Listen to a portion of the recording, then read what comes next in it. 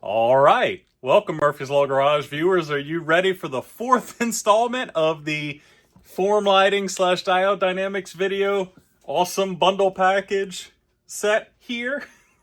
We're moving on to the big box at the bottom. Let's get some taillights installed. I very nearly doxed myself, hence now this is covered up. But now that we're beyond that, very different camera angle shot, much bigger box. Same effect though. Woo! All right, wow, that flew a long distance. Let's pull one of these tail lights out and take a look-see. Boy, it is in this beautiful packaging really well. Ooh. Boy, it already looks so pretty. Oh, look at how pretty it is. Clearly I got, along with the other lights, the clear smoked version of it. Oh man, come on plastic, get off. Woo! Well, that is beautiful. This looks like passenger side. Wow. Jeez. Man, form lighting is something else. They really do make some absolutely beautiful, like better than OEM grade replica work here. Jeez, that is gorgeous. We've got some wiring here. Again, they're beautiful wire tie. Let me slip that off. So this connects to the factory harness of the car. If your car was made after, I believe it was January of 24, look on the site and confirm. They've got a splash screen for it. You need an adapter. My car is much older because it was pre-ordered. So this will work fine for mine. And then you've got a pair of wire connectors here that control certain functionalities of the car. The red one controls whether or not the turn signals will be amber or red whenever you turn it. If you disconnect this, they'll be red whenever you have your turn signals on. If you leave it connected, it's amber. I'm going to go ahead and go with the amber because I think that's cool. And then the blue one here, whenever you disconnect it, will turn off the welcome sequence. If you leave it connected, you'll have the cool fade in and out welcome sequence whenever the car starts. So I'm going to go ahead and leave this connected. But we need something to compare this to, and I got to take a bumper off. I've never taken the rear bumper off. Doesn't appear to be very difficult, so let's just go do it. All right, so first step, and you don't need a lift or anything to do this, but tires are going to get in the way. I've got a really big tire on this thing. I'm still perched up on these ramps like I was yesterday when I was doing the other lighting on the car instead of taillights. I need more room to reach in here, and then I've got a unique problem that some of you may have as well. So let me grab a jack. I'm going to pick up on the car and let the tire hang down so that I have a little more room to reach a clip that is here and here. Do you see them?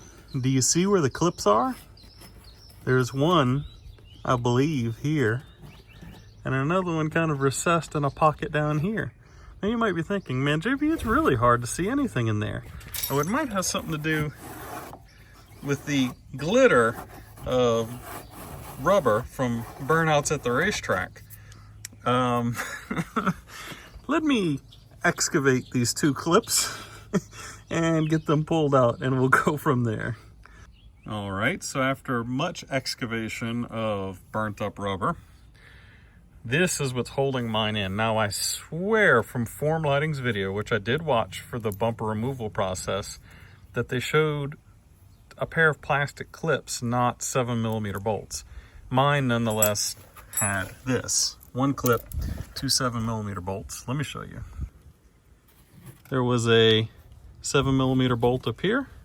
There's a 7mm bolt down in this pocket, and then you can see this hole down here. There was a plastic clip, and that's what was holding the fender liner in right here. And now I can just push this back and tuck it behind the tire while it dumps more rubber on the ground. After that, I need to get to some bolts in here. I'm going to show you those in a second. All right, so I'm inside the fender well right now, and as far as I can see, I've got two bolts into the body side here, and then if I look up, I've got might be able to see it. There it is. one bolt facing straight up into the metal fender here. Let me back up. That bolt goes like this up into the metal fender, and then those two are like this into a body mount. So let me remove those and see if it comes loose there. All right, those are the 3 bolts I've taken out. Getting to the one that does like this is going to require a 1/4 inch drive, 7mm, with an extension probably about yay long, with a swivel or a wobble extension on it, so that you can put the wrench in here and kind of lean it away to reach up into it. It's a very tight area to work in here. Would be easier if you take the tire off, but I'm showing it to you this way in case you don't want to take the tire off if you're just picking it up, let's say in your driveway or something like I am. I'm trying to make this as easy as possible. Hey, look, Form Lighting, free advertising. Anyways, once you've done that, you can kind of sneak these two away from each other. The bottom feels like, yep, they've got 2 more. So there's going to be 2 plastic clips down here. Let's pop those out. Now, yes, you can see I haven't tidied up my wiring down here that go to the side markers and to the rear reflectors, but that's because I knew I was taking the bumper off, and I didn't know how many of these wires I might have to re-unplug to get this off. Again, with the tire confetti, well, I've got so much of it. These 2 need to come off because they're being held to this bracket here that holds the bumper off. Let me get that out. How much more evidence of 100+ passes of drag racing do you really need? All the tire confetti. All right, so your next step is going to be, as you saw earlier, we pulled this away up to the top. When you get to the very top of the clip, there is 3M tape holding this corner here on. Very carefully, I reached in from the inside of the bumper, I pulled on from the top, and then used my finger to help separate this tape so it'll come away. Once you've done that, you really need to grab the underneath of the bumper at the same time here, grab the top, and then pull out. And that dislodges a clip under the tail light. See that guy right there? I need to do the same on the other side, but once that's done, the bumper should just roll away. And just like that, the bumper is off. Now there are some light clippage going on here. These pop out as you go. There is a connector here that holds the all of the wiring that goes into the bumper that you need to disconnect. If you have the 3rd brake light assembly like I do, the reverse light, you'll have to disconnect your wires in here and then push your plug through so that falls out with the bumper so that you can get the bumper off. All right, the next thing that's got to come off is 1, 2 bumper supports. They are held in by a pair of bolts. I'm going to take both of these off, and then we'll be able to start attacking the backside to take the taillights out. I lied. It's 3 bolts. 1, 2, 3. Up until now, everything's been 7mm. These are 8mm. Put those on the ground. Now, to get this off without hurting the clip, you really want to open the trunk up. Let me fast forward to yesterday where we took the trunk out. What you're going to end up doing is you're going to pull the bottom out here. You're going to pull out a pair of clips here and there. Going to pop out this rear section here. Get all of this interior stuff out of the way, just folding the sides back, and we'll be able to see these harnesses. Let me show you that real quick. I've already tossed the spare tire cover out. This panel right here needs to come out, and it's as simple as turning these thumb screws, if you will, out of here. Like that. Get all of those loosened and off.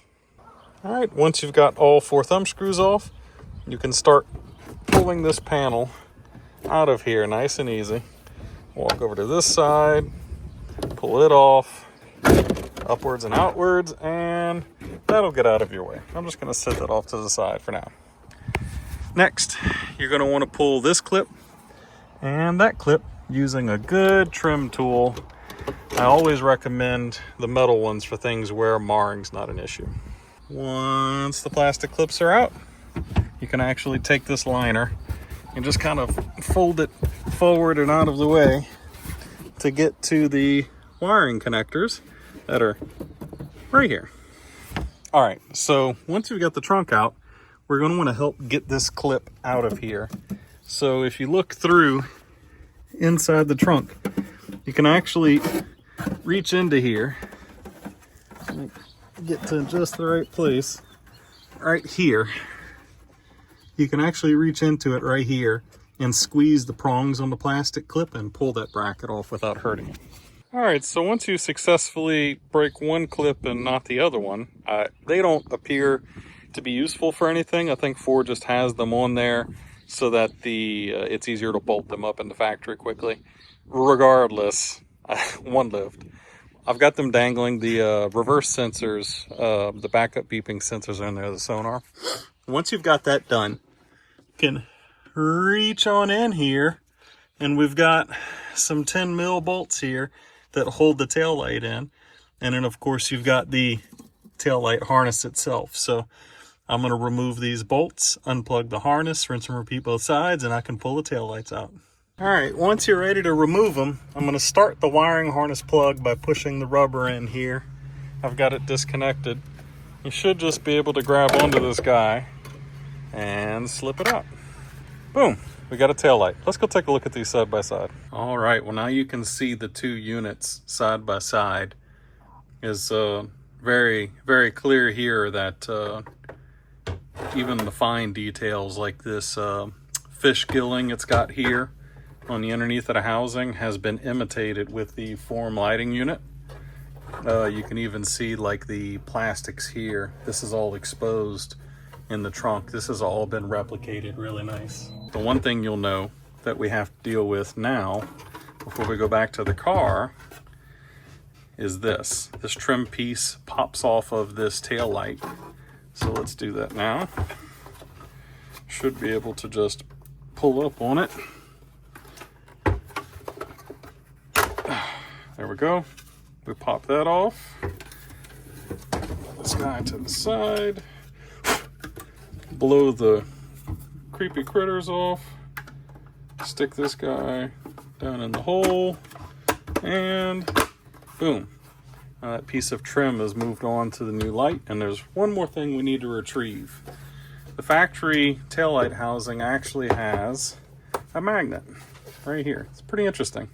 You can feel it is pretty strong whenever you go to take the tail light off.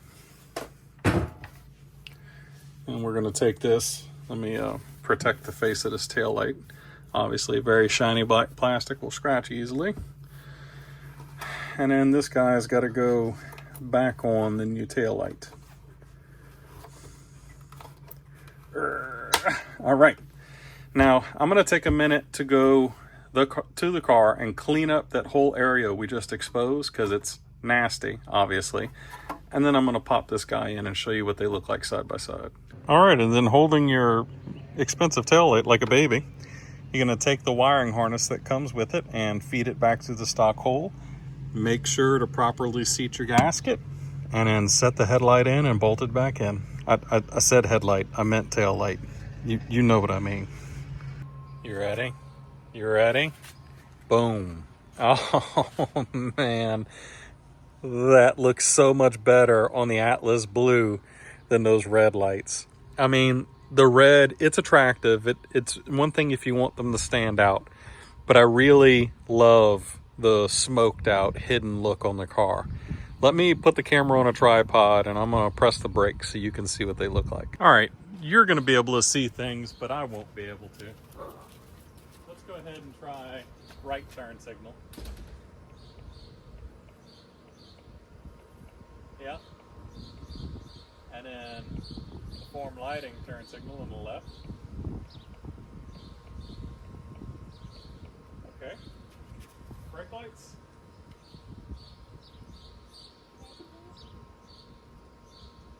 Brake lights again. And then running lights.